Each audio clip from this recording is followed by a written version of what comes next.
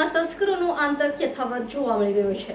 વડોદરા શહેરમાં તસ્કરોનો આતંક યથાવત જોવા મળી રહ્યો છે। વડોદરા શહેર રાજમહેલ રોડ ખાતે આવેલ કોટી પોળ ખાતે વહેલી સવારે ચોરી કરવા આવતા સ્થાનિક લોકોએ ચોરોને પકડીને નવાપુરા પોલીસ સ્ટેશનને સોંપવામાં આવ્યો હતો।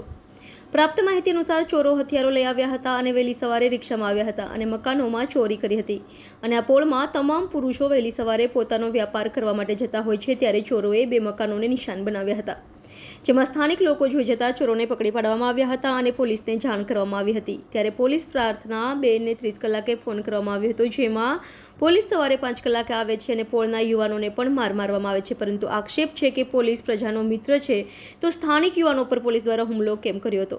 સાથે સ્થાનિક લોકોએ પોલીસ પેટ્રોલિંગ પર સવાલ ઉઠાવ્યા હતા અને આજે સવારે પોળમાં મોટી સંખ્યામાં લોકો એકત્રિત થઈ ગયા હતા અને કેટલાક લોકો પોતાના ધંધો રોજગાર છોડીને આવી ગયા હતા। વધુમાં સ્થાનિક લોકોએ જણાવ્યું કે રિપોર્ટર રાહુલ રાજપૂત વાયન ન્યૂઝ વડોદરા। પાંજરાપોળથી બોલું છું। અમારે ત્યાં સવારે 4 વાગે ચોરી થઈ હતી। ત્યાં આગળ બપોરે રાત્રે 2 વાગે અને એ ચોર પછી ચોરી કરીને સીધા કોડીફળિયામાં ગયા।